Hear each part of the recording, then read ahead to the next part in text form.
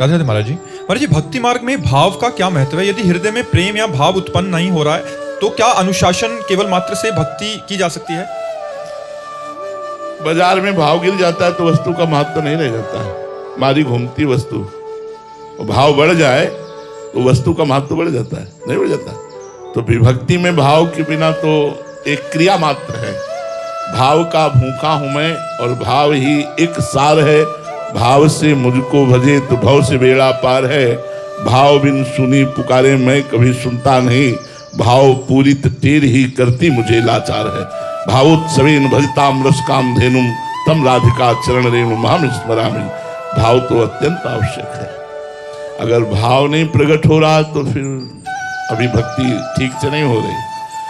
घड़ा भरना चाहिए, यदि घड़ा भर नहीं रहा तो कोई छेद है, उस छेद को बंद करो।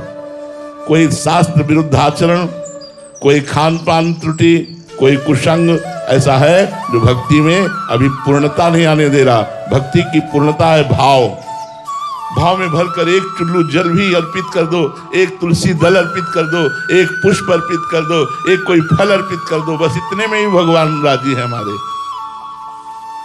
भाव नहीं, करोड़ों रुपए का फूल बंगला बना दो, करोड़ों का भोग लगा दो, ठाकुर स्वीकार नहीं करते। भाव, भक्ति में तो भाव ही प्रधान। भाव अवश्य भगवान भजी सदा राधा रमन। जब तक भाव नहीं तो फिर वस्तु का महत्व नहीं। वस्तु का महत्व तो भाव से होता है। जितना भाव बढ़ा उतने ही वस्तु महत्वशाली बन गई। भाव बढ़ाओ, भगवत प्रेमी महात्माओं का संग करो, शास्त्रों का स्वाध्याय करो, नाम जप करो और देखो कोई छेद तो नहीं है, कोई दोष तो नहीं है ऐसा जिससे हमारे भक्ति का रस बह रहा हो।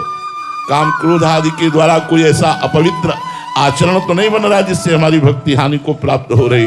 अगर नहीं तो फिर भाव बन जाएगा। भाव में ही तो रोना आता है, भाव में ही तो सब कुछ होता है, भाव में ही तो आनंद आता है। भाव के वशीभूत भगवान हो जाते हैं। भाव के बिना तो ठीक बात है नहीं।